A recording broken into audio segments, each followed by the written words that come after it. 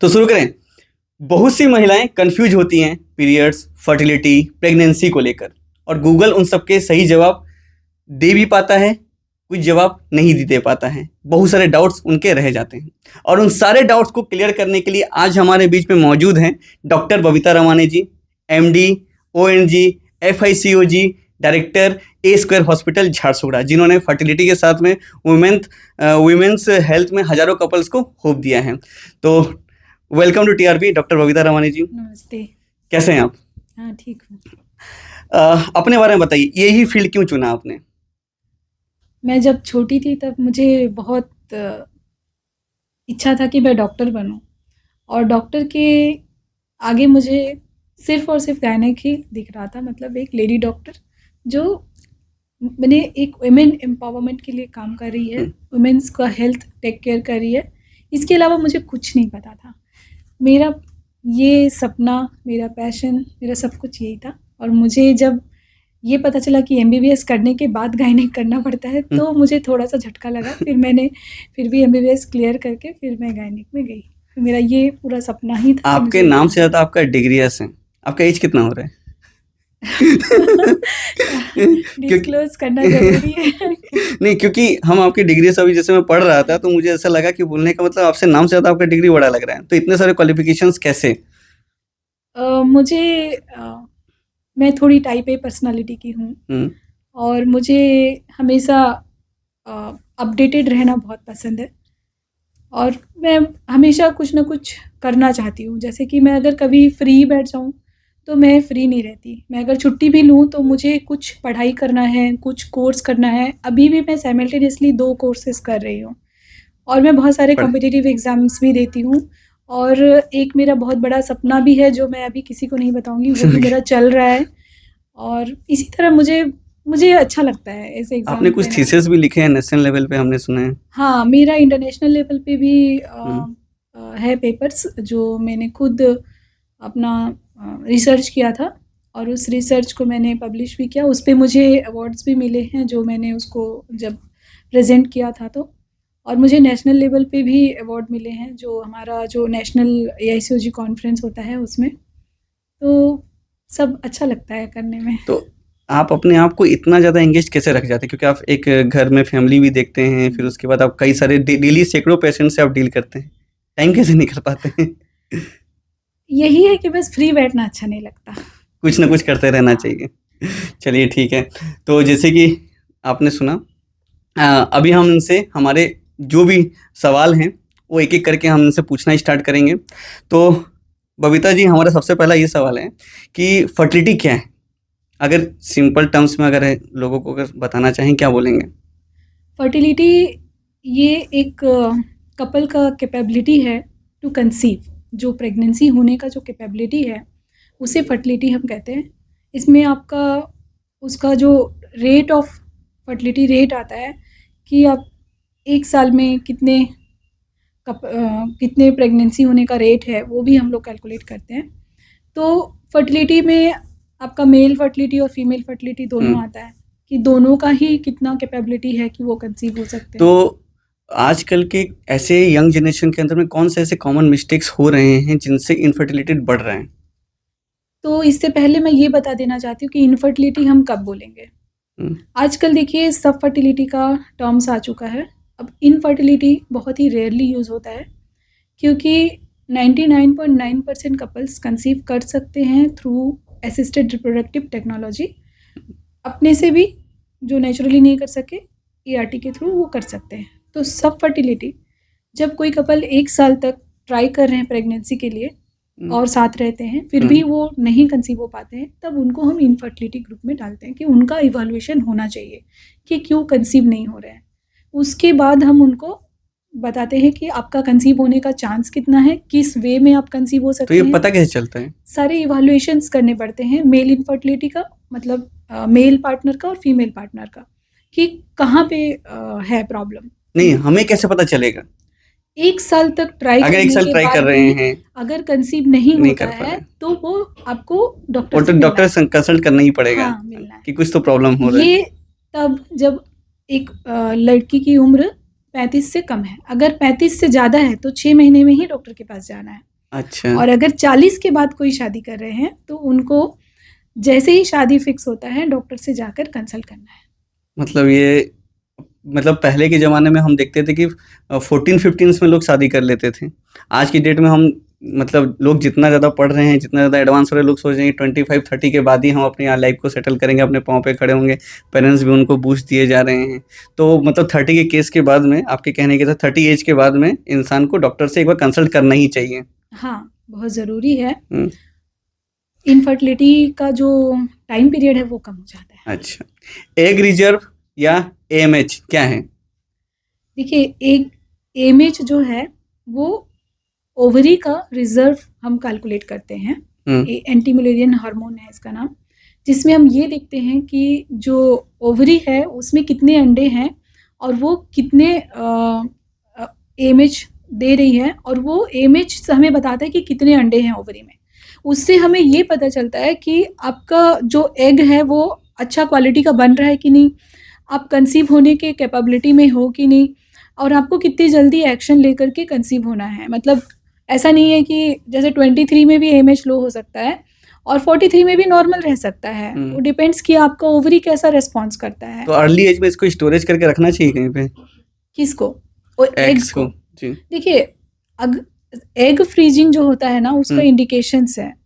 अब सभी को तो हम ये नहीं बोल सकते हैं। जैसे कि किसी का फैमिली हिस्ट्री है कि उसकी मदर को ओवरी का कुछ ट्यूमर हुआ था, कैंसर हुआ था, ब्रेस्ट का कैंसर हुआ था, उसको खुद का ब्रेस्ट कैंसर का जीन पॉजिटिव है, तो उस केस में हम अगर देख रहे हैं कि इसका मैरिज अभी नहीं हुआ है और होने वाला नहीं है, थोड़ा लेट लगेगा, तो उनका एग फ्रीजिंग कर सकते हैं, क्योंकि इसको चांसेस है कि ओवरियन कैंसर हो सकता है। मतलब फैमिली में किसी को अगर हुआ रहेगा तो चांसेस रहे, मतलब मम्मी या उनके हाँ, मदर के साइड में जो रिलेटिव्स होते हैं तो उसको हम लोग देखते हैं। एक ये है। दूसरा है कि कोई अभी नहीं शादी करना चाहते या फिर मजबूरन बस अभी शादी नहीं हो सकती, उसको लेट लग रहा है, तो वो उस टाइम में, क्योंकि जो 30s के अंदर वाले एग्स होते हैं वो अच्छे होते हैं, तो उसको प्रिजर्व कर सकते हैं अगर एएमएच किसी का ठीक है, नॉर्मल है।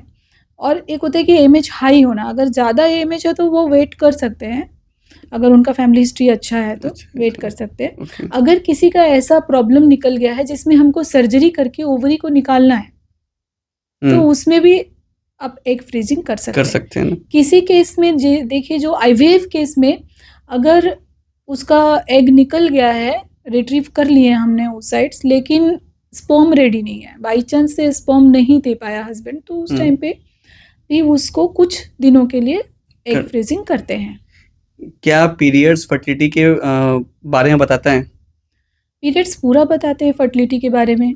अगर किसी का पीरियड्स एकदम रेगुलर है, जैसे कि 28 to 30 डेज का हो रहा है, तो ये बताता है कि आपका ओवुलेशन का डेट क्या है।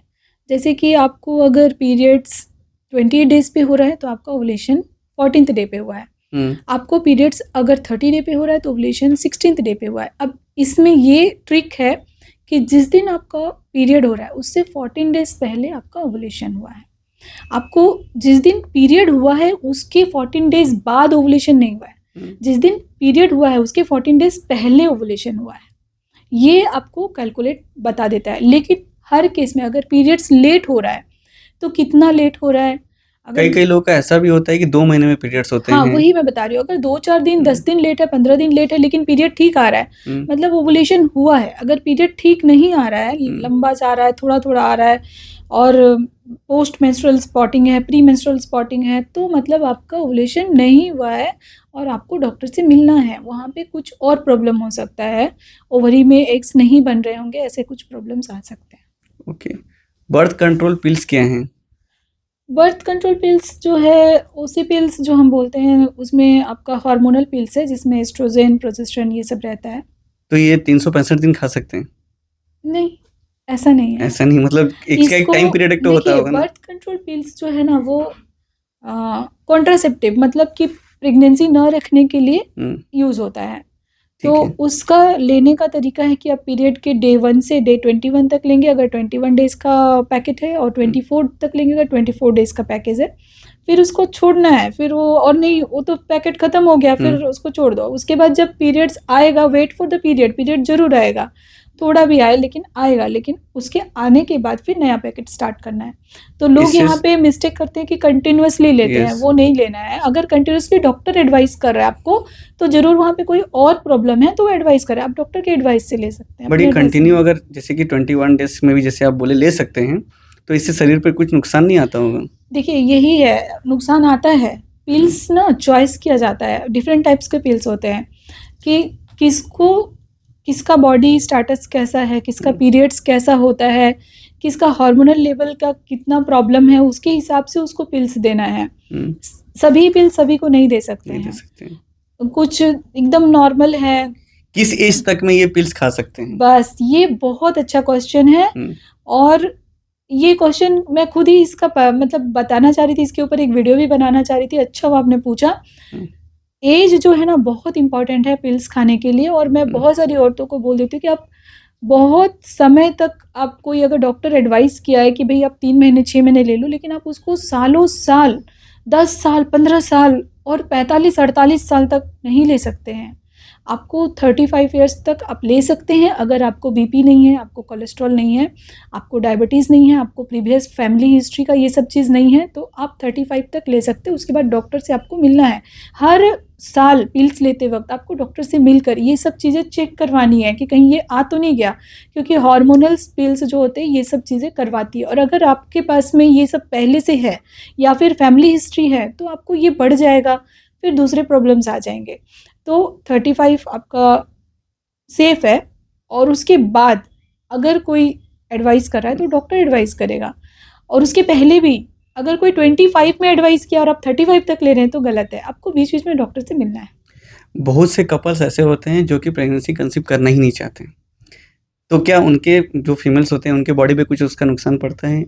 आने वाले एज मतलब जैसे एज बढ़ते जाएगा ऐसा कुछ है? ये भी बहुत अच्छा सवाल है। हुँ, एक्चुअली ये बहुत ही हुँ, इंसाइट है इसमें। मैं बताती हूँ कि हुँ, जो लोग प्रेग्नेंट नहीं होती हैं, हुँ, अगर उनको कोई एक कुछ बीमारी होती है जो कि जिनको ज़्यादा बच्चे होते हैं तो वो बीमारी उनको नहीं होती है। अच्छा ऐसा भी होता हाँ, है? ऐसा भी है। इसीलिए मैं बोली इसमें बहुत इंसाइट है। हुँ, और उसको एंडोमेट्रियोसिस कहते हैं। ओके, अगर कोई अर्ली में मैरिज हो गया, हुँ, मतलब 20s में, हुँ, और उसने 20s में प्रेगनेंसी रखनी शुरू कर ली है और उसको 4-5 बच्चे हो गए, हुँ, तो उसको एंडोमेट्रियोसिस होने का चांस कम हो जाता है। हुँ, ये किनको होता है एंडोमेट्रियोसिस? जिन्हें पेन होता है बहुत ज़्यादा पीरियड्स में और हेवी ब्लीडिंग होता है, ओके, तो इन लोगों को एंडोमेट्रियोसिस होने का चांस बहुत रहता है। एडिनोमायोसिस मतलब यूट्रस में गांठ पड़ने का चांस बहुत रहता है, हुँ, वो चॉकलेट सिस्ट बनने का चांस बहुत रहता है बाद में चल के, तो ऑपरेशन में जाने का चांस, वो हमेशा पेन में रहते हैं।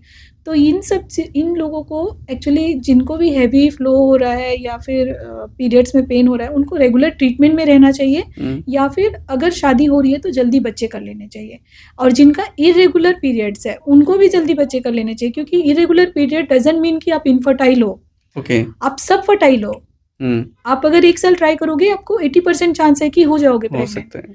तो इसलिए अगर आपका कोई प्रॉब्लम है तो आप डॉक्टर से कंसल्ट करिए, और प्रॉब्लम नहीं है तो भी कंसल्ट करिए, क्योंकि डॉक्टर बताएगा कि आपका एक्चुअली में अभी रुकने का समय है कि नहीं। अगर आप शादी के बाद रुकना चाहते हैं हुँ, कि नहीं भाई अभी हमारा फाइनेंशियल प्रॉब्लम है, हमारा जॉब का है, हम पढ़ाई कर यस, रहे हैं, तो डॉक्टर से एक बार मिल लीजिए, हुँ, क्योंकि अल्टीमेट गोल तो आपका प्रेगनेंसी ही है। यस, इस लाइफ में आए हैं तो प्रेगनेंसी करेंगे, तभी आप सेटिस्फैक्शन लेवल आएगा, क्योंकि हर चीज़ कर लीजिए लेकिन अगर बच्चा नहीं हुआ तो फिर वो बहुत बड़ा माने दिल को बहुत तकलीफ रहता है वो, और बहुत सब चीज़ मतलब ख़राब लगता है, सब चीज़ ख़राब लगता है।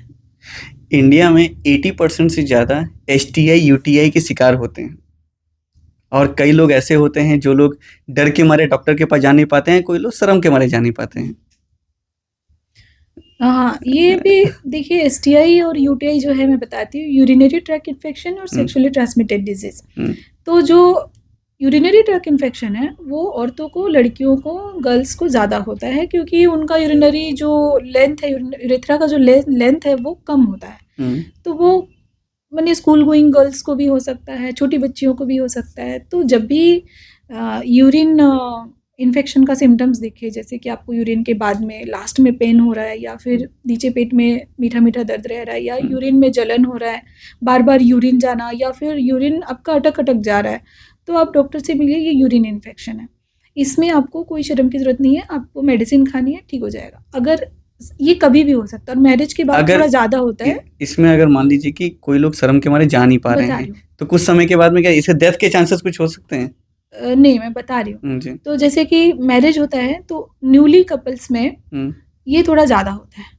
न्यूलीवेड है हुँ, और वहाँ पे आपको यूरिन इन्फेक्शन के चांस ज़्यादा होते हैं और सेक्सुअली ट्रांसमिटेड डिजीज़ में बहुत ये नाम बहुत मतलब कि डरावना लग रहा है लेकिन ऐसा कुछ भी नहीं है। हुँ, ये बहुत कॉमन इन्फेक्शन होता है जिसको वेजाइनल इन्फेक्शन बोलते हैं, जिसमें कि आपका फंगल इन्फेक्शन, बैक्टीरियल इन्फेक्शन और कुछ पैरासाइट इन्फेक्शंस होते हैं, जिसको कि ईज़िली ट्रीट किए जा सकते हैं और इसे तुरंत डॉक्टर से जा कर के मिलना चाहिए और बात करना चाहिए। अगर आपको ईचिंग है, खुजली हो रही है, व्हाइट डिस्चार्ज हो रहा है या फिर दर्द हो रहा है, ड्यूरिंग इंटरकोर्स अगर दर्द हो रहा है तो आपको तुरंत डॉक्टर से जाके मिलना है। ये आपका नीचे का पेट में दर्द होना, ये सब चीज़ बता रहा है कि आपको इन्फेक्शन हो गया है, जिसको हम पेल्विक इन्फ्लेमेटरी डिजीज़ बोलते हैं, जो कि बहुत ही कॉमन है और ये मैरिज के बाद में कभी भी हो सकता है। या जो लड़कियां marriage is hmm, not necessary, जो हुँ, सेक्सुअली एक्टिव है उनको भी हो सकता है। इसलिए आपको वहाँ पे कुछ भी सोचना नहीं है, आपको डॉक्टर के पास जाइए, डॉक्टर इवैल्यूएट करेंगे। अगर उसमें कुछ ऐसा चीज़ दिख रहा है अंदर में कि नहीं कुछ प्रॉब्लम है, डॉक्टर बोलेंगे कि आपको पैप टेस्ट करना है, जो कि सर्वाइकल कैंसर का टेस्ट है, वो भी एक वायरल इन्फेक्शन है, हुँ, तो आप तुरंत टेस्ट करवाइए। अगर कोई मैरिड लेडी है जो कि 3 साल हो गए मैरिज को या सेक्सुअली एक्टिव है 3 साल हो गए हैं, तो आप लोग पैप टेस्ट ज़रूर करवाइए। पैप टेस्ट आपका हर 3 से 5 साल में होना चाहिए। अगर ये नेगेटिव है तो कोई डर की बात नहीं है। इससे अगर इनफर्टिलिटी के चांसेस बढ़ते हैं। हाँ, बहुत रहता है। इसका इनफर्टिलिटी से रिलेशन बहुत ज़्यादा है, क्योंकि जो इन्फेक्शन है हुँ, ये जो पेल्विक इन्फ्लेमेटरी डिजीज़ जो है, ये यूट्रस के चारों तरफ और यूट्रस के अंदर लाइनिंग में भी इन्फेक्शन करता है। जैसे कि आपके कहीं स्किन में इन्फेक्शन हो जाए तो कैसे वहाँ पे दाग रह जाता है जीवन भर, रह जाते हैं। तो यूट्रस के अंदर भी ऐसे दाग होने के चांस हैं, जिसको हम साइनेकिया बोलते हैं। और यूट्रस के बाहर जाली पर्दा टाइप का और हुँ, कुछ जेली टाइप का कुछ फ्लूइड ऐसे इकट्ठा हो जाते हैं, वो इन्फेक्शन से होता है और ट्यूब्स ब्लॉक होते हैं। ये सबसे कॉमन है और इंडिया में बहुत ही कॉमन है कि जेनिटल ट्यूबरकुलोसिस, जिसमें ट्यूब्स ब्लॉक होते हैं, यूट्रस में भी साइनेकिया बहुत रहता है और यूट्रस के बाहर भी इन्फेक्शंस होते हैं। ये सब ट्रीटेबल है, लेकिन अगर ट्यूब्स खराब हो गए तो फिर ट्रीट तो हो जाएगा, लेकिन फिर आईवीएफ करना पड़ता है उसमें। स्मोकिंग, वेपिंग, अल्कोहल ये हमारे आजकल के यंग जनरेशन के ट्रेंड बन चुके हैं। क्या इससे स्पर्म पे किसी तरीके का इफ़ेक्ट पड़ता है? बहुत ज़्यादा इफ़ेक्ट पड़ते हैं और मैं आपके माध्यम से ज़रूर ये बताना चाहूँगी सब लोगों को कि अगर आप स्मोकिंग करते हैं, तो हुँ, आज के आज छोड़ दीजिए। अगर हुँ, आप प्रेगनेंसी के लिए ट्राई कर रहे हैं तो हुँ। लड़कियां तो रेयरली स्मोकिंग करती हैं यहाँ पे, हमारे यहाँ पे, पर और बाहर का तो नहीं पता ट्रेंड बन मुझे। चुका हाँ, है हर ट्रेंड बन किसी में। चुका है। हुँ, और अल्कोहल अगर ले रहे हैं तो आप छोड़ दीजिए। अल्कोहल भी नहीं ले सकते हैं। अल्कोहल रेयरली अगर ले सकते कोई हैं। सोशल अल्कोहल कर रहा कर है रहे तो हैं, इट्स ओके, इट्स ओके। लेकिन अगर कोई बहुत क्रॉनिक अल्कोहलिक है तो बिल्कुल ओके नहीं है। और ये मेल लड़कियों फीमेल दोनों के लिए बोथ। लड़कियों के लिए भी, मतलब प्रेगनेंसी के जब ट्राई कर रहे हैं, प्री कंसेप्शन पीरियड है, तो छोड़ना है। हुँ, छोड़ना है, अल्कोहल भी छोड़ना है लड़कियों के ओके। लिए। और स्मोकिंग का तो ऐसा असर है कि उसमें आपका जो ऑक्सीडेटिव स्ट्रेस है बॉडी में वो बढ़ जाता है, जिससे कि वो स्पर्म के का मॉर्फोलॉजी, स्पर्म का काउंट, स्पर्म का पूरा डेमोग्राफिक चेंज कर देता है वो। ऐसे में प्रेगनेंसी होना मुश्किल हो जाता है। रहता भी है अगर मान लीजिए कि हाँ, उसका जो डीएनए फ्रेगमेंटेशन इंडेक्स है वो भी बढ़ जाता है बहुत ज़्यादा, तो मतलब डीएनए डैमेज होता है स्पर्म का। तो अगर मान लो कि किसी तरह से प्रेगनेंसी रह भी गया हुँ, ट्रीटमेंट ले करके, तो कई बार क्या हम देखते हैं ना कि प्रेगनेंसी तो है लेकिन उसमें प्रेगनेंसी ही, बच्चा ही नहीं है, मतलब एम्ब्रियो यस, ही नहीं है, ओके। जिसको हम ब्लाइटेड ओवम बोलते हैं। हुँ, फिर अगर मान लो प्रेगनेंसी आ भी गया लेकिन थोड़े समय में पता चलता है कि ये प्रेगनेंसी तो डिफेक्टिव है, इसमें बच्चे को डिफेक्ट है, बहुत सारे मल्टीपल डिफेक्ट्स हैं, और उसमें ब्लेम कौन होता है? वाइफ। यस। ऐसा नहीं है। आजकल मेल फैक्टर को बहुत इवैल्यूएट हम लोग कर रहे हैं और मेल फैक्टर का बहुत बड़ा रोल है इस सब चीज़ों में। इवन अगर किसी मेल को डायबिटीज़ है और अनकंट्रोल है तो हम अभी प्रेग्नेंट मत होना बोलते हैं, try to control your effect पड़ता है डायबिटीज, उससे। क्योंकि आपका DFI, आपका DNA फ्रेगमेंटेशन इंडेक्स बहुत हाई है। अगर आप अभी प्रेग्नेंट हो गए तो आपका प्रेगनेंसी लॉस होने का चांसेस बहुत ज़्यादा है, और अगर रह भी गया तो डिफेक्ट होने का चांसेस है। स्पर्म हेल्थ केयर करना चाहिए। बहुत ज़रूरी है। आपका डाइट ही आपका हेल्थ है। आपका डाइट, आपका daily day to day lifestyle ही आपका जो हेल्थ है, ये स्पर्म हेल्थ को ठीक करेगा। तो जैसे कि कोई लोग स्टेरॉइड लेते हैं, कई लोग बाहर के मेडिसिन बहुत खाते हैं, तो ऐसे लोगों के अंदर में मतलब उसकी स्पर्म क्वालिटी कम होती है। इंजेक्शन ले जैसे हाँ आप हाँ, समझ आप गए बोल रहे हैं, मैं समझ रही हूँ। जी। हमारा देखिए, जैसे कि कोई अगर जिम जा रहा है हम्म, तो अपने मसल्स बनाने के लिए वो हम्म, स्टेरॉइड लेते हैं, जिम प्रोडक्ट्स, और कुछ लोग इंजेक्शंस भी लेते हैं। यस। मगर आप ये बिना डॉक्टर के एडवाइस से मत ले। अगर आपका बॉडी अलाउ कर रहा है, डॉक्टर आपको कुछ ऐसी चीज़ के लिए दे रहा है जो कि आपके डिजीजेस को ठीक कर रहा है, तो आप उसको लेंगे। अदरवाइज बिना डिजीज़ के सिर्फ मसल्स बनाने के लिए डाइट और एक्सरसाइज आपका बहुत ज़रूरी है। इसके अलावा कोई स्टेरॉइड नहीं चाहिए, कुछ नहीं चाहिए। आप करके तो देखो डाइट और एक्सरसाइज, डाइटिशियन इससे स्पर्म का क्वालिटी खराब नहीं होता है, स्पर्म बनना ही बंद हो जाता है। बनना ही बंद हो जाता है। एजोस्पर्मिया, मतलब उसमें कुछ स्पर्म ही नहीं रहेगा। अगर उनका डाइटिशियन अगर बोल रहा है, जैसे जिम कोई करे, उनका डाइटिशियन बोल रहा है कि आप ले सकते हो, बट आफ्टर कुछ समय के बाद डॉक्टर के पास अगर जाना चाहिए कि नहीं जाना चाहिए उनको, कि डाइटिशियन से उनको जो सजेशन मिल रहा है उसी को ही ओवरलुक करने से उनका ठीक काम हो जाएगा। डाइटिशियन बोल रहे हैं लेने के लिए, तो ये तो अच्छी बात नहीं है। नहीं बोलना चाहिए। हाँ, लेकिन अगर मान लीजिए कोई किसी को अभी पर्पसफुली वो ले रहे हैं अभी, कि भाई आप हमको एकदम मतलब ये कंपटीशन में जाना है, हमको जाना है, चाहिए लोग चाहिए, लेते हैं हाँ heavy, लीजिए। लेकिन जब प्रेगनेंसी का बात आता है तो छोड़ दीजिए, अच्छा। वो वापस रिटर्न बैक हो जाएगा। लो स्पर्म के सिम्टम्स क्या हैं क्वांटिटी के? लो स्पर्म क्वांटिटी जो है, एक तो उसका स्पर्म का जो सीमेन का जो क्वांटिटी है वो कम आएगा, और ये पता चलेगा। एज के हिसाब से पता चलता है या फिर ये किसी भी एज किसी में? को भी हो सकता है, किसी एज में भी हो सकता है। अर्ली क्वांटिटी जो है वो किसी भी एज में हो सकता है, अर्ली में, लेट में, क्योंकि उसका अलग ही बट हमें पता factors कैसे होते हैं। चलेगा? उसका कुछ एक तो सिम्टम्स कुछ होगा जिससे हमको पता चल जाए कि हमारे स्पर्म का क्वालिटी ठीक नहीं है, कि नहीं, डॉक्टर के पास जाने से ही हमको पता चलेगा? क्वालिटी नहीं पता चलेगा, वो क्वालिटी का पता वो नहीं आफ्टर चलेगा। मैरिज या आफ्टर आप किसी के साथ वो सीमेन एनालिसिस टेस्ट करेंगे तो भी क्वालिटी नहीं पता चलेगा। जो सिंपल सीमेन एनालिसिस होता है ना, उसमें भी कोई एक ऐसा क्वालिटी नहीं टेस्ट जिससे पता चले? हाँ, DFI है ना, DNA फ्रेगमेंटेशन इंडेक्स। ये भी किसी एज में कर सकते हैं? हाँ, ये भी कभी भी कर सकते हैं। पीरियड्स के दौरान प्रेग्नेंट हो सकते हैं? बिल्कुल भी नहीं हो सकते, और इस टाइम पे कुछ भी साथ भी नहीं रहना चाहिए। ये बहुत ही इन्फेक्शन और STI को ये ट्रिगर करते हैं। हाँ, ये मैंने बढ़ावा देते हैं। आप बिल्कुल मतलब पीरियड्स के दौरान ब्लीडिंग फेज, कोई भी ब्लीडिंग हो, पीरियड्स ही नहीं, कोई एबनॉर्मल भी ब्लीडिंग है तो भी साथ नहीं रहना चाहिए, इंटरकोर्स नहीं करना चाहिए उस टाइम पे। 30s के बाद में कई सारी महिलाएं प्रेग्नेंट होती हैं या फिर करना चाहती हैं, मतलब शादी होती है तो बच्चे प्लानिंग करते हैं, बेबी प्लानिंग करते हैं, तो क्या क्या प्रिकॉशन उनको रखना चाहिए? हाँ, 30s के बाद यूजुअली तो देखिए 30s के बाद में जो एज की वजह से, एजिंग इफेक्ट की वजह से, जो ओवम का जो क्वालिटी है वो थोड़ा डिक्रीज होता है। और पहले तो 30s के बाद बहुत ज़्यादा लेट मैंने प्रेगनेंसी बोलते थे, लेकिन अब 35 भी एज हो गया है।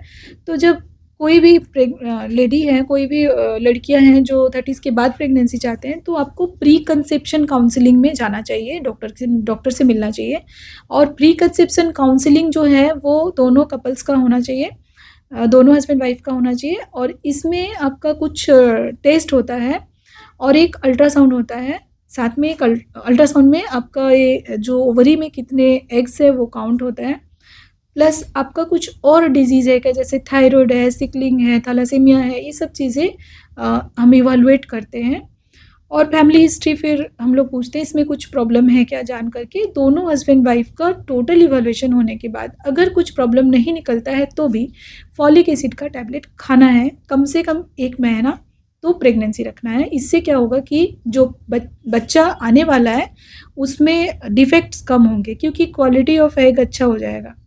अब क्वालिटी ऑफ एग चेक करने का भी कोई क्वालिटी नहीं है ना, क्वालिटी ऑफ स्पर्म चेक करने का फिर भी एक है आ गया है कि चलो DFI हम चेक कर लेंगे, मॉर्फोलॉजी हम चेक कर लेंगे, उसका मॉर्फोलॉजी भी आता है, चेक कर लेंगे, लेकिन क्वालिटी ऑफ एग अभी तक चेक करने का ऐसा कुछ भी नहीं है। तो साल में हमें कोई ऐसा एक टेस्ट करना चाहिए जिससे हम मतलब हर साल हमको एक ऐसा कौन सा मिनिमम एक तो टेस्ट करना चाहिए जिससे हमको पता चले कि हमारा स्पर्म ठीक है? एक DFI एक तो है आपने कहा। ये तो देखिए DFI तो लास्ट मतलब अभी इतना DFI इतना मतलब ट्रेंडिंग नहीं है, उसको हम लोग रेगुलरली नहीं देते। नहीं देते।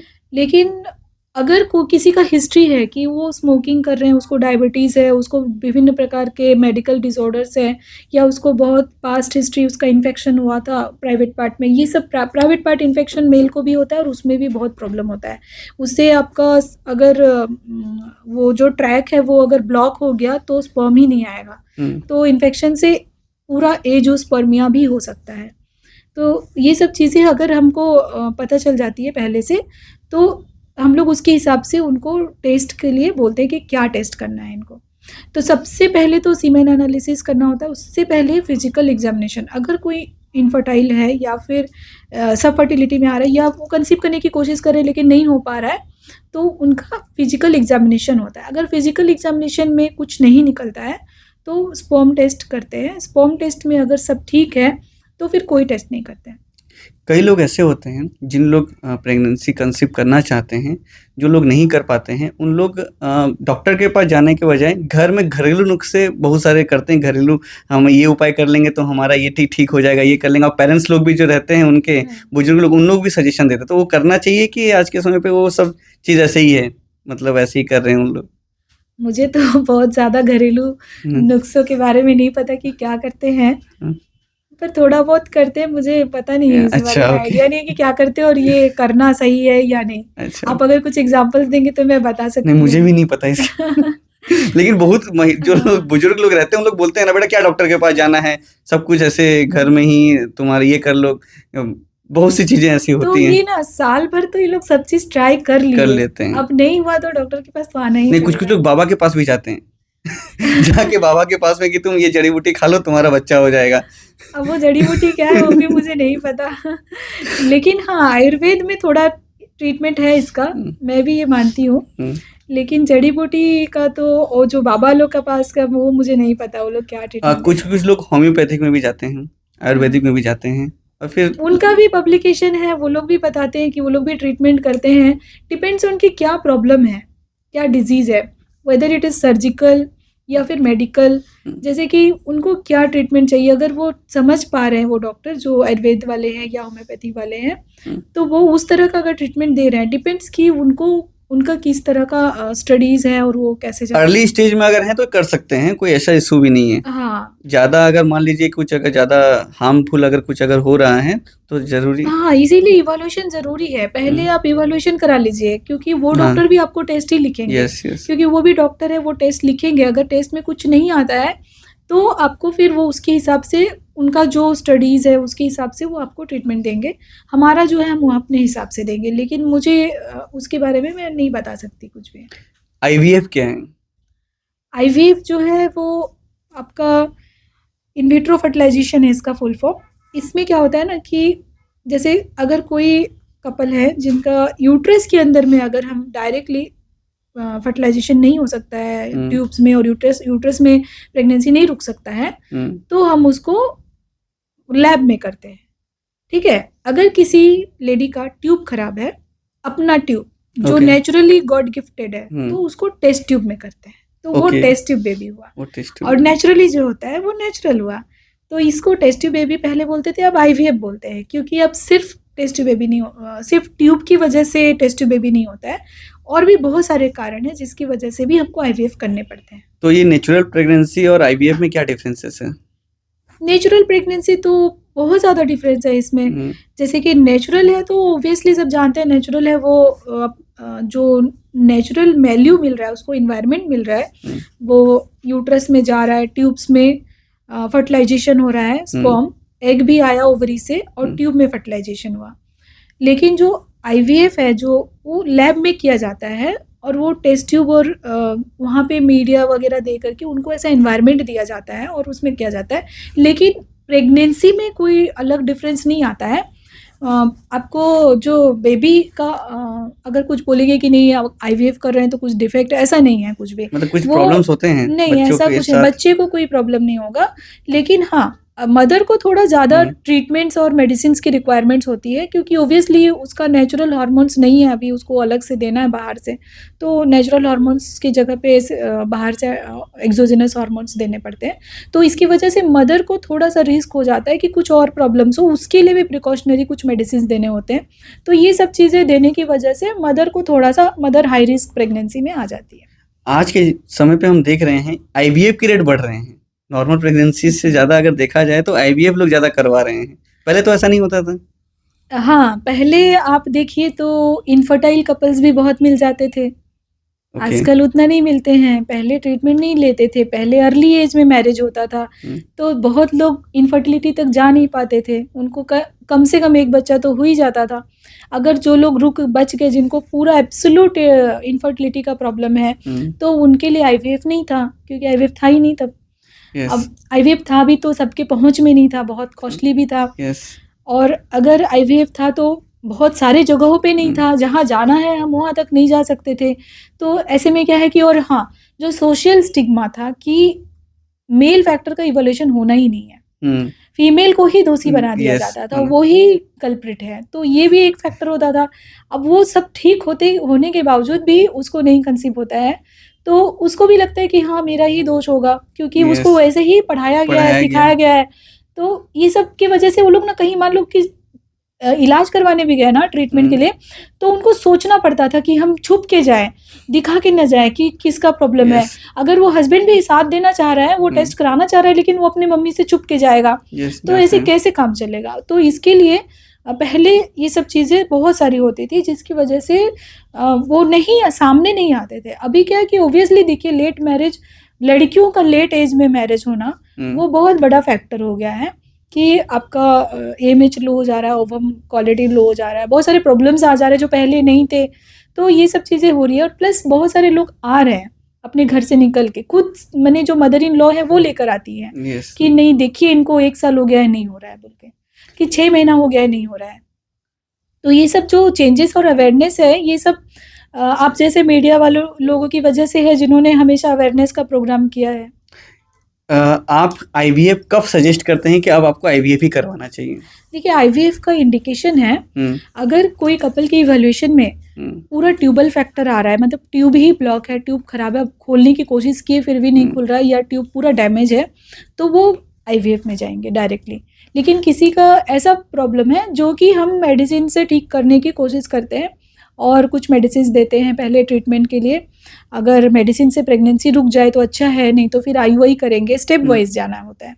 तो आपके पास समय है, यंग कपल है, समय है, आप स्टेप वाइज जा सकते हैं, आपको ट्यूब्स अच्छा है, सब चीज़ हुँ। अच्छा है, तो आप ये स्टेप वाइज जा सकते हैं। अगर नहीं हो रहा है नॉर्मल मेडिसिन से, तो आईयूआई करिए, आईयूआई से नहीं हो रहा है तो फिर आईवीएफ करिए। आईवीएफ और आईयूए में क्या डिफरेंसेस है और सक्सेस रेट क्या है? देखिए, आईयूआई जो है वो होता है इंट्रायूट्राइन इंसेमिनेशन, मतलब कृत्रिम तरीके से जो धातु का, जो स्पर्म का यूट्रस के अंदर में प्रतिरोपण करना। तो ओके। ये चीज़ में क्या करते हैं, जो स्पर्म होता है उसको वॉश करते हैं, वॉश करने के बाद में उसका जो अच्छे मोटाइल जो हुँ, एक्टिव होते हैं, उनको वॉश करने के बाद वो अलग हो जाते हैं, तो उनको निकाल के फिर उसको मीडिया में रख के हुँ, फिर यूट्रस के अंदर उसको हम डालते हैं। तो इससे क्या होता है कि जो थिक पार्ट होता है उसका, एक तो डिस्टेंस और जो जेली वगैरह होता है वो सबसे क्रॉस होकर के उसका चांसेस बढ़ जाता है। अगर मेल फैक्टर है तो आईयूआई बहुत अच्छा काम करता है, और अगर मेल फैक्टर या फीमेल फैक्टर कुछ भी नहीं है, हुँ, मतलब अनएक्सप्लेन्ड इनफर्टिलिटी है, तो हुँ, भी इसमें चांसेस बढ़ जाता है आईयूआई में। तो आईयूआई जो है ये सिंपल तरीका है, इसमें नेचुरल तरीके से ही कंसेप्शन होता है, मतलब जो फर्टिलाइजेशन होता है यस, नेचुरल तरीके से जैसे फर्टिलाइजेशन होना है, हम बस हुँ, असिस्ट कर रहे हैं कि आपको थोड़ा पास में ले जाके छोड़ रहे हैं स्पर्म को, ले इतना है। और आईवीएफ जो है वो पूरा ही आर्टिफिशियल है, जिसमें हम जो एम्ब्रियो को बाहर ही हम लोग मतलब कि बनाते करते हैं, हैं, उसका बनाते एक हैं। स्टेज होता है, वो उस स्टेज तक बाहर ही उसको बनाते हैं, फिर उसके बाद उसको वूम्ब में मतलब ट्रांसफ़र करते हैं। मतलब 100% सक्सेसफुल है? हाँ, तो आईयूआई का कॉस्ट बहुत कम है, हुँ, आईवीएफ का कॉस्ट बहुत ज़्यादा है, ओके, ये भी डिफरेंस है। 100% सक्सेसफुल नहीं होता है कुछ भी, नेचुरल कंसेप्शन अगर कोई कपल ट्राई करता है 1 महीने में तो भी उसको 20% ही चांस होते हैं, नेचुरल में जो एकदम नॉर्मल है 20% ओनली चांस होते 20% हैं। चांसेस हाँ, होते हैं। और अगर कोई आईवीएफ कर रहा है तो आईओआई कर रहा है तो भी 15 to 20% चांस होते हैं। लेकिन अगर वो 4-5-6 साइकिल आईओआई किया तो क्यूमुलेटिव इफेक्ट पड़ जाता है। लेकिन अगर कोई आईवीएफ भी कर रहा है तो भी वही सेम चांस है। लेकिन आईवीएफ में क्या होता है कि जो चारों तरफ के फैक्टर्स होते हैं उसको थोड़ा और असिस्ट करते करते कुछ लोग अपना आईवीएफ सक्सेस रेट जो है वो अराउंड 50-60% तक ले आते हैं। ओके, फर्टिलिटी को हम बूस्ट कैसे करेंगे? फर्टिलिटी बूस्टर जो है ना, जैसे कोई नॉर्मल कपल है उसका फर्टिलिटी बढ़िया, मतलब वो अच्छा फर्टिलिटी रेट का है कपल्स, उसका तो कोई दिक्कत नहीं है। वो प्रेगनेंसी हो रहे हैं, हर बार प्रेग्नेंट हो रहे हैं, लेकिन उनका प्रेगनेंसी खराब हो जा रहा है, यस, अच्छा नहीं हो रहा है। तो ये हो गया कि आपको क्वालिटी पे इम्प्रूव करना है, मतलब आपको अच्छे डाइट लेने हैं और ओवरी और स्पर्म के एंटीऑक्सीडेंट्स लेने हैं ताकि उसके पास जो ऑक्सीडेटिव स्ट्रेस है वो कम हो जाए, जो कि मोस्ट कॉमन कॉज है और most important cause of ageing है ऑक्सीडेटिव स्ट्रेस। तो ऑक्सीडेटिव स्ट्रेस ना बने इसके लिए हमें बहुत सारा खाना छोड़ना पड़ता है, जो हमारे पसंद का खाना है। आपको ऐसे खाने खाने पड़ते हैं जिसमें बहुत एंटीऑक्सीडेंट्स हैं और डेली एक्सरसाइज। तो सब आप सजेस्ट करते हैं? हाँ, हम सब सजेस्ट करते हैं और डेली एक्सरसाइज करना है, क्योंकि आप अगर दिन रात एक करके भी काम कर रहे हैं ना तो 1 घंटे के एक्सरसाइज का बराबर नहीं है, क्योंकि आप जब काम करते हैं तो वो आपका स्ट्रेस है। आप बोले मैं तो रोज सीढ़ी चढ़ती हूँ 4 बार 5 बार, स्कूल में टीचर हूँ जाती हूँ, या फिर मैं घर में ही मेरे 2 तल्ला सीढ़ी चढ़ती हूँ, लोग बोलते हैं। तो ये से आप किस रेट में सीढ़ी चढ़ते हैं और किस दिमाग से सीढ़ी चढ़ते हैं, किस काम से सीढ़ी चढ़ते हैं। क्या स्ट्रेस भी इसका इनफर्टाइल का कारण बनता है? बिल्कुल बनता है, बहुत ज्यादा बड़ा बनता है। तो इसलिए आपको स्ट्रेस आउट करने के लिए योगा, मेडिटेशन, एरोबिक्स, एक्सरसाइज ये सब करना है। इससे क्या होता है ना, आप मान लो आपने आधे घंटे का सूर्य नमस्कार किया, डेली आपने आधे घंटे का सूर्य नमस्कार प्रैक्टिस किया, वो दिन आपका कितना अच्छा जाएगा। आप खुद सोच लो कि आपको अंदर से जो कर ही नहीं पाते, मैं बता रही हूँ ना, वो नहीं कर पाते, उसका भी मैं बताऊंगी इलाज। तो जो आप एक्सरसाइज करो, एरोबिक्स करो, जो स्कूल में ड्रिल होता था ना वहां से शुरुआत करो ना। आप उतने से शुरुआत करो, आप धीरे धीरे बढ़ाओ। आपको एक ही बार 1 घंटे पूरा करो, हफ्ते में सिर्फ 5 दिन करो, 2 दिन रेस्ट कर लो, वो भी चलेगा। लेकिन आधे घंटे ही स्टार्ट करो, 1 घंटे मत करो, लेकिन कुछ करना है जिससे कि आपका हैप्पी हार्मोन्स निकलेगा। हैप्पी हार्मोन्स आपका बॉडी में निकलता है अगर, तो आप दिन भर अच्छा फील करते हो, आपका बॉडी, आपका माइंड हर वक्त अच्छा काम करता है। इससे क्या होता है ना कि आपका जो हार्मोन है वो बैलेंस होता है। एक्सरसाइज से आपका हार्मोन बैलेंस होता है, आपका ओवरी कंट्रोल होगा, आपका ओवरियन हार्मोन्स बैलेंस होंगे, ओवरी पे जो स्ट्रेस पड़ रहा है वो कम होगा, और जो स्पर्म पे स्ट्रेस पड़ रहा है जो आपका डायबिटीज़ की वजह से या ओबेसिटी की वजह से, क्योंकि ओबेसिटी भी एक मेटाबॉलिक डिसऑर्डर है जिसमें डायबिटीज़ जैसा ही कंडीशन हम सब समझते हैं कि उसमें भी ये सब प्रॉब्लम्स होने वाले, तो उसमें भी ऑक्सीडेटिव स्ट्रेस बहुत पड़ता है, मेटाबॉलिक स्ट्रेस भी पड़ता है, तो वो सब चीज़ को ये रिड्यूस करता है। तो क्या कोई फर्टिलिटी को बूस्ट करने के लिए कुछ एक्सरसाइज भी ऐसा कुछ है जिससे? बिल्कुल ऐसा कोई अलग एक्सरसाइज नहीं है, आप सिंपल एक्सरसाइज ही करिए, लेकिन डेली मेंटेन करिए, और आपको बहुत ही हेल्दी न्यूट्रिशियस डाइट लेना है जिसमें एंटीऑक्सीडेंट्स ज़्यादा है।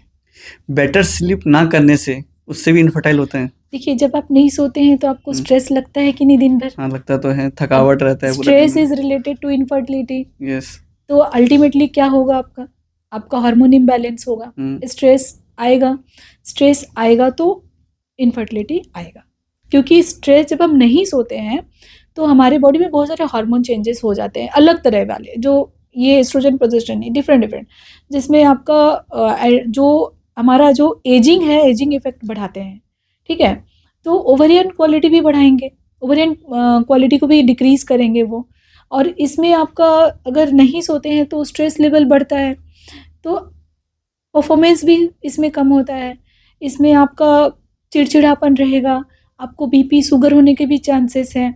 तो क्यों होते हैं आपको बीपी और शुगर? जब आप नहीं सोते हैं बहुत दिनों तक, या फिर आप बहुत ज़्यादा काम करते हैं, दिन में आपने जो पावर नैप है वो नहीं लिया, आपने रात में 6 से 8 घंटे का स्लीप नहीं लिया, तो उनको जल्दी क्यों बीमारियां आती है? क्यों आती है? इसी के लिए, स्ट्रेस की वजह से आपका ऑक्सीडेटिव स्ट्रेस होता है, एजिंग इफेक्ट बढ़ता है, आपके सेल्स जो है वो बहुत जल्दी एपोप्टोसिस में चले जाते हैं, और आपके हर एक सेल्स जो है वो मतलब कि उनको भी रेस्ट चाहिए ना, वो तो दिन रात फैक्ट्री की तरह काम कर रहे हैं, हर एक सेल में एक फैक्ट्री है, वो दिन रात काम कर रहे हैं, उनको भी रेस्ट चाहिए, लेकिन वो नहीं होता है। तो इसीलिए रेस्ट और स्लीप बहुत ज़रूरी है, स्ट्रेस आउट होना बहुत ज़रूरी है, ताकि आपका स्पर्म क्वालिटी इंप्रूव हो सके, आपका ओवम क्वालिटी इंप्रूव हो सके। और दिन रात स्ट्रेस में रहने से थायराइड हो सकता है, फिर पीसीओडी हो सकता है, जिससे कि ऑब्वियसली फिर से वो आपका स्पर्म क्वालिटी पे ही अफेक्ट, ओवम क्वालिटी पे ही अफेक्ट करेगा। पीसीओडी पीसीओएस क्या है?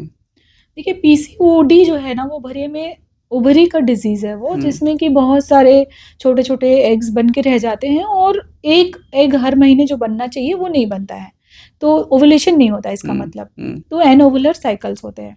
तो ये मतलब कि आपका ओवरी में अगर बहुत सारे छोटे छोटे स्मॉल फॉलिकल्स रह गए तो पीसीओडी है, मतलब पॉलीसिस्टिक ओवेरियन डिजीज़ है। लेकिन अगर सिंड्रोम जो एस है वो सिंड्रोम है, सिंड्रोम आया मतलब पूरे बॉडी को वो कवर कर रहा है। इसका मतलब कि आपको पिंपल्स हो रहे हैं, आपको एक्ने हो रहे हैं, आपको हेयर फॉल हो रहा है, आपको ओबेसिटी हो रहा है, आपको डायबिटीज हो गया, आपको बहुत सारा हार्मोनल प्रॉब्लम्स आ इससे गए, फर्टिलिटी के वो तो ऑब्वियसली हाँ ओवुलेशन हो ही नहीं रहा है ना, तो फर्टिलिटी पे प्रॉब्लम आएगा। ओवुलेशन अगर भी हो रहा है तो लेट हो रहा है, मतलब साल भर में उसे 8 बार भी पीरियड्स नहीं हो रहे हैं, तो वो आपका लेट हो रहा है, मतलब कि ओलिगो ओवुलेशन। तो इसमें प्रेगनेंसी के चांस कम हो जाते हैं, नहीं है ऐसा नहीं है, कम हो जाते हैं, कम होते हैं अगर ओवुलेशन हो रहा है तो, मतलब लेट ओवुलेशन हो रहा है लेकिन हो रहा है। लेकिन अगर किसी किसी को बिल्कुल ओवुलेशन नहीं हो रहा है तो उनको ट्रीटमेंट की जरूरत पड़ेगी। किस एज के लोगों को पीसीओडी पीसीओएस होते हैं? ये फर्टिलिटी ग्रुप में, मतलब जो 15 साल से लेकर के ज़्यादातर तो 35 साल के अंदर तक वालों को होते हैं, और कुछ कम लोग जो कि ज़्यादा शुरुआत से उनको पीसीओएस का बहुत ज़्यादा लोड रहता है या बहुत ओबेसिटी रहते हैं, तो 35 के बाद भी पीसीओएस देखा जाता है। चाइल्ड प्लानिंग करने का कोई स्पेसिफिक एज है? हाँ, वो तो बहुत ज़रूरी है। किस एज से किस एज तक में चाइल्ड देखिए जो बेस्ट एज होता है वो 20s का होता है, 20s, अर्ली 20s या लेट 20s चलेगा। ओके। और अगर उसके बाद आप जाना चाहते हैं तो below 35, below 35 male female both? नहीं, मेल के लिए 40 तक है, मेल के लिए 40 तक है, 40 तक है, लेकिन 40 के ऊपर जाने से उनका स्पर्म क्वालिटी में थोड़ा सा डिफरेंस आता है। फर्टिलिटी फ्रेंडली डाइट कुछ है? देखिए जो डाइट हेल्दी है, न्यूट्रिशियस है, और जिसको हम बैलेंस डाइट बोलते हैं, उसको फर्टिलिटी फ्रेंडली बोल सकते हैं, लेकिन इसमें कुछ स्पेशल चीज़ें भी होती है। जैसे हमें अपना मेटाबॉलिक रेट ठीक रखना है, और जो मेटाबॉलिक स्ट्रेस है उसे कम रखना है। तो उसके लिए जो डार्क ग्रीन लीफी वेजिटेबल जिसे हम साग बोलते हैं और चटनी बोलते हैं और सैलेड बोलते हैं, जो कि इंडियन फूड में ज़्यादा देखे जाते हैं। जी हाँ, वो बहुत ज़रूरी है। तो डेली साग खाइए, डेली चटनी खाइए, हरे पत्ते की चटनी खाइए, और बीज का आइटम जो सीड्स होते हैं वो सब डेली लीजिए। जो सारे सीड्स है उसको रोस्ट मत कीजिए, सीड्स को रोस्ट नहीं करना है, उसको भिगा के लीजिए। और ड्राई फ्रूट्स में भी कुछ ड्राई फ्रूट्स हैं जो आप ले सकते हैं, वो बहुत अच्छे होते हैं। और नॉनवेज, मेथी का दाना वो बहुत इंपॉर्टेंट है। Non veg as per the requirement, no problem. आप मंथली वीकली जैसे ट्वाइस थ्राइस लेते हैं, लीजिए। और मतलब प्रेग्नेंट लेडी के लिए रेड मीट या वाइट मीट दोनों में से कौन सा ज़्यादा बेटर अच्छे हैं अगर देखा जाए तो? नॉनवेज में वो देखिए, नॉनवेज में ऐसा है कि वो पहले से जो ले रही है बस वो उतना ले सकती है। अलग से अगर उसको कुछ ट्राई करना है तो रिस्क भी हो जाता है कई बार प्रेगनेंसी में, तो हम ट्राई करने नहीं बोलते हैं। लेकिन ऐसा नहीं है कि कोई अगर डेली रेड मीट ले रहा है तो उसे कुछ प्रॉब्लम हो जाएगा, लेकिन अच्छे से पकना चाहिए वो। और एग वाइट जो है वो भी बहुत इम्पॉर्टेंट है, लेकिन अगर कोई ब्रॉयलर चिकन ले रहा है जो कि फिर से स्टेरॉयड का आ जाता है उसमें, तो वो थोड़ा ठीक नहीं है। किसी लेडी को अगर 1 महीने में 2 से 3 बार पीरियड्स हो रहे हैं, क्या इसके सिम्टम्स होते होंगे उनके अंदर? देखिए 1 से 2-3 बार पीरियड्स हो रहे हैं मतलब वो पीरियड्स नहीं है, वो एबनॉर्मल यूट्राइन ब्लीडिंग है। उसका ट्रीटमेंट उसका मतलब इवैल्यूएशन होना चाहिए, जैसे कि अल्ट्रासाउंड, और कुछ टेस्ट होना चाहिए, जैसे कि थायराइड हुआ, कुछ इन्फेक्शंस वगैरह। हाँ, कुछ इन्फेक्शन होगा तो अल्ट्रासाउंड में पता चल जाता है, और कुछ टेस्ट में पता चल जाता है, तो उसका ट्रीटमेंट फिर लेने से वो ठीक हो जाते हैं। कुछ ट्यूमर वगैरह, फाइब्रोइड में भी ऐसे होता है, यूट्रस के अंदर फाइब्रोइड हो गया तो भी उसको पीरियड्स प्रॉब्लम आ जाते हैं जल्दी। नॉर्मल डिलीवरीज और सी सेक्शन डिलीवरीज दोनों में क्या डिफरेंसेस हैं? नॉर्मल डिलीवरी तो ऐसे नॉर्मल डिफरेंस तो सभी जानते हैं कि ये हम्म, नॉर्मल है और ये ऑपरेशन से होता है, जी ठीक है। लेकिन कौन सा अच्छा है, आप एडवांटेज या डिसएडवांटेज जी जानना जानना चाहते हैं? चाहते हैं। तो देखिए, नॉर्मल डिलीवरी के एडवांटेज सभी को पता है कि इसमें आपका कम इंटरवेंशंस लगता है, कम मेडिकेशंस लगते हैं और माँ बच्चे दोनों बहुत जल्दी रिकवरी में आ जाते हैं, चलने लगते हैं, अपना काम भी करने लगती है मम्मी, अपना जो भी जॉब है वो तुरंत से वो ले सकती है, कर सकती है। और इसमें आपका कोई ऐसा हीलिंग होने का कुछ ये नहीं रहता है, वुंड गैप होने का चांस नहीं रहता है, घाव ये सब होने का। और और सी सेक्शन। नॉर्मल डिलीवरी में हम्म, जो डिसएडवांटेज ये है कि इसमें बाद में चल के हम्म, प्रोलैप्स मतलब यूट्रस खसकने का डर रहता है, जो कि खस नॉर्मल डिलीवरी वालों को ज़्यादा होता है। हम्म, मतलब बच्चादानी जो है वो नीचे खसक के बाहर आ जाता है अच्छा। नॉर्मल डिलीवरी में। जैसे किसी को एक में आ जाता है, कोई कमज़ोर है तो कोई अच्छा ताकत बना रखा है तो 3-4 बच्चे किए तो आ जाएगा। तो आजकल तो लिमिट हो गया है 1-2 बच्चे में, तो फिर आजकल थोड़ा कम हो गया है। लेकिन अगर कोई कमज़ोर है मम्मी, तो उसको जल्दी से ये यूट्रस नीचे खसक जाता है। तो उसको जल्दी से जाके डॉक्टर से मिलना है, ताकि उसका एक्सरसाइज़, उसका दवाइयाँ लेकर के उसको ठीक किया जा सके। 3 महीने 4 महीने में पता चल जाता है कि ये ठीक होगा कि नहीं, नहीं तो फिर ऑपरेशन का ज़रूरत पड़ेगा कि क्या। तो ये एक बहुत बड़ा मैंने डिसएडवांटेज है जो मुझे अच्छा नहीं लगता है, क्योंकि बहुत सारी औरतें जो पहले ज़माने की हैं या अभी 30s 40s में चल रही हैं, ये इस चीज़ को नॉर्म 20-25 साल तक छुपा के रखती है। हाँ, फिर क्या होता है, वो खसका-खसका रहता है तो बच्चादानी खसका है और उसके साथ में ब्लैडर जो पेशाब का घर है वो भी खसका है, तो किडनी खराब हो जाता है। किडनी पे इफेक्ट पड़ता है। फिर और वो ऑपरेशन भी नहीं हो सकता। किडनी खराब हो जाने से ऑपरेट नहीं कर सकते। बट हमने ऐसा देखा है कि नॉर्म पहले के ज़माने में सब नॉर्मल डिलीवरीज़ होते थे। सी सेक्शन डिलीवरीज़ अभी समय पे कर रहे हैं डॉक्टर्स। कुछ लोग डॉक्टर्स पैसा कमाने का ज़रिया बना चुके हैं सी सेक्शन डिलीवरी को। हो सकता है, मैं इस बारे में ज़्यादा कुछ नहीं बोल सकती, लेकिन देखिए सी सेक्शन के इंडिकेशंस हैं। सी सेक्शन का देखिए एडवांटेज ये है कि हुँ, पेन नहीं होगा, ठीक हुँ। है? ये बहुत बड़ा एडवांटेज है, क्योंकि हाँ, क्योंकि आजकल की लड़कियाँ पेन पेन नहीं नहीं सह सहना चाह सकती हैं। यस, पेन सह सकती हैं, वो सहना नहीं चाहती हैं। नहीं वो चाह उनको लगता है कि वो नहीं सह सकती, ऐसा हुँ, नहीं है। आपके बॉडी बना है, आप सह सकते हो, उतना के लिए भगवान ने आपको बनाया है। हुँ, लेकिन वो सहना नहीं चाहती हैं, या उनको लगता है, ये एक परसेप्शन आता है कि हम नहीं सह सकते।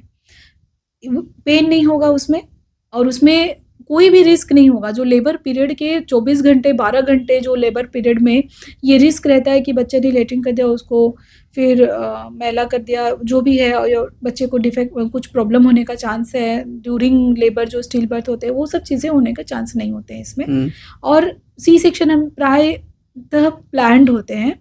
अगर कुछ इंडिकेशन है, जो एब्सोल्यूट 5 यस, इंडिकेशंस अगर आते हैं तो, हुँ, और अगर इंडिकेशन नहीं है और पेशेंट लेबर में है और उसके बाद इंडिकेशन निकलता है, जैसे कि बच्चे को डिस्ट्रेस हो रहा है, या बच्चे ने लेटरिन कर दिया अंदर पेट के अंदर, या मम्मी को कुछ ऐसा प्रॉब्लम हो गया, तो हुँ, इमीडिएट हम लोगों को सीजरियन करना करना पड़ता है। पड़ता है। तो ये सारी चीज़ें जो है, सीजरियन सेक्शन हमें बच्चे को बचाने में हेल्प करता है, स्टिल बर्थ को कम करने में हेल्प हेल्प करता है, करते हैं। और जो मैटरनल और फीटल जो डेथ रेट है उसको कम करने में हेल्प करता है। तो आजकल देखिए, जब हम स्टार्ट किए थे पढ़ने तो डेथ रेट जो मतलब जो बर्थ और डेथ रेशियो था, हुँ, जैसे कि आपका बर्थ डेथ रेशियो नहीं, मतलब ये होता है आपका स्टिल बर्थ रेशियो, हुँ, और जन्म के टाइम में बच्चे का जो डेथ हो जाना। हाँ, तो ये चीज़ ड्यूरिंग प्रोसेस, लेबर प्रोसेस में डेथ हो जाए, तो ये चीज़ बहुत कम हो गया है, पे क्योंकि आप सतर्क हैं, हुँ, आपके पास बहुत सारी मशीनरीज़ हैं, आप पता लगा रहे हैं, अगर कुछ प्रॉब्लम निकल रहा है तो तुरंत सिज़ेरियन किए। आपके पास अच्छा एनआईसीयू फैसिलिटी है, आपके पास डॉक्टर्स भी हैं जो स्किल्ड हैं, आपके पास सारे इंजेक्शंस हैं, तो आप बच्चे को बचाने में सफल हो जाते हैं। कौन से ऐसे केसेस में हमने देखा है कि डॉक्टर्स कहते हैं या तो मॉम को बचाना पड़ेगा या तो बच्चे को बचाना पड़ेगा। ऐसा एक केसेस होते हैं। तो हमने फिर पिक्चरों में भी बहुत बार देखा है कि आपके पास 2 ही फ़िल्मों में ऑप्शंस हैं। होते हैं। हाँ, तो ये सच में होता है?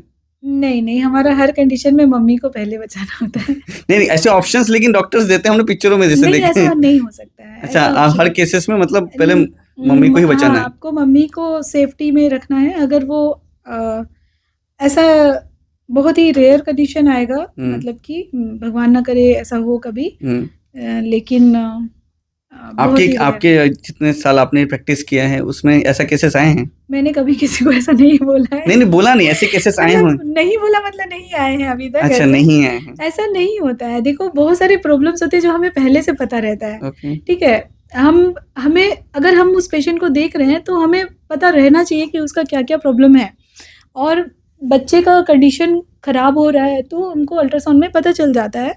तो तभी से फॉलो अप करना होता है, और फॉलो अप करके फिर एक डिसीजन लेना होता है कि अभी हमको इसको आगे बढ़ाना है कि नहीं। तो हम लोग जब भी ऐसे केस में सिजेरियन करते हैं तो सिर्फ माँ के लिए करते हैं। हम्म, हम बच्चे का सोच के नहीं करते हैं कि बच्चे को बचाना है, क्योंकि सबसे पहले तो माँ को बचाना है, वो सामने है। बच्चे का वो तो अभी समय नहीं हुआ है। अगर बाहर है आईसीयू में अच्छे से रह सकता है तो बहुत अच्छी बात है, बच गया तो अच्छी बात है। ऐसा है मतलब अगर कम समय में किसी मम्मी को बीपी बढ़ गया, उसको फिट्स मार दिए, तो ऐसे केस में हमको जैसे भी करके माँ को बचाना है, जैसे भी करके। अगर बच्चा बच गया तो बहुत अच्छी बात है। तो इसमें हम लोग जैसे अब सिजेरियन कर दो, बच्चे को निकाल दो तो दिक्कत है। उनकी माँ को अगर परेशानी हुई तो हम लोगों को बहुत सारा जजमेंट करना पड़ता है उस टाइम में। उस टाइम का सिचुएशन को, मम्मी का, बच्चे का सिचुएशन देख करके दोनों का फिर जज करते हैं हम कि जितना हमारा जितना डाटा है वो सबको स्टडी करके कि हमें अभी क्या करना है, कौन सा चीज़ में हमें जाना है। और उसमें हमारा प्रायोरिटी मम्मी ही रहती है। हम पेरेंट्स को ऑप्शन नहीं दे सकते कि आप मम्मी को बोलते हो बचाने या बच्चे को। अच्छा ओके। ठीक है ना। बिना होल के भी यूटेरस निकाला जा सकता है?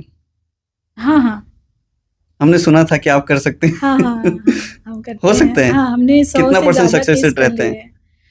सक्सेस रेट क्या 100% है सक्सेस रेट। मतलब ऐसा हो सकता हाँ है? हाँ, आपका प्री ऑपरेटिव असेसमेंट सही होना चाहिए तो सक्सेस रेट 100% होता है। और ये नेचुरल होल से ही इसको निकालते हैं। जब भगवान ने नेचुरल होल दिया है तो उधर से ही यूट्रस निकाल सकते हैं। लैप्रोस्कोपी भी करने की ज़रूरत नहीं, क्योंकि लैप्रोस्कोपी में भी 3-4 होल्स लगाने पड़ते हैं। अच्छा ओके। क्या 2-3 बच्चे जो लोग मतलब जन्म देने के बाद में नसबंदी करवाना चाहिए? क्योंकि सर गवर्नमेंट भी कई जगहों पे ये एक अवेयरनेस लेके आता है नसबंदी करो। उसका तो अपना रूल्स है। देखिए उसका इंडिकेशन मतलब जैसे कि अगर वो क्राइटेरिया में फिलअप हो रही है वो लेडी, तो उसको हम फैमिली प्लानिंग के लिए ऑप्शन देते हैं कि आप फैमिली प्लानिंग ऑपरेशन करा सकते हो अगर वो क्राइटेरिया में आ रही है। अगर वो क्राइटेरिया में नहीं आ रही है तो हम नहीं करते हैं, उनको बता देते हैं कि आप अभी क्राइटेरिया में नहीं हो, बल्कि आप थोड़ा दिन रुक जाओ तो शायद आ सकते हो।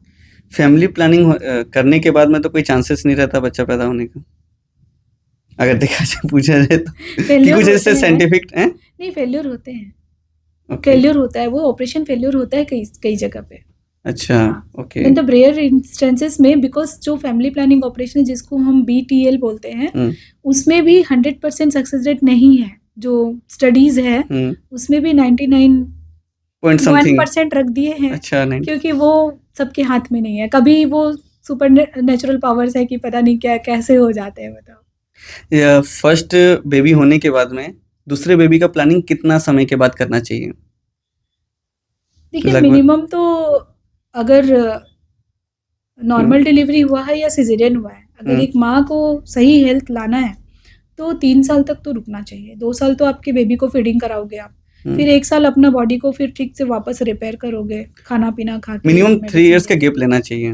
हाँ, 3 इयर्स का गैप एकदम मिनिमम रहना ही चाहिए। अगर कोई बहुत जल्दी भी किसी का कंसीव हो गया है तो हम लोग फिर स्टाटस देखते भाई सही है इसका मम्मी का जो स्टाटस है, और अगर सही नहीं है तो हम भी सही करते, क्योंकि हमें भगवान ने 9 महीने दिए हैं, हम उनको ठीक कर सकते हैं।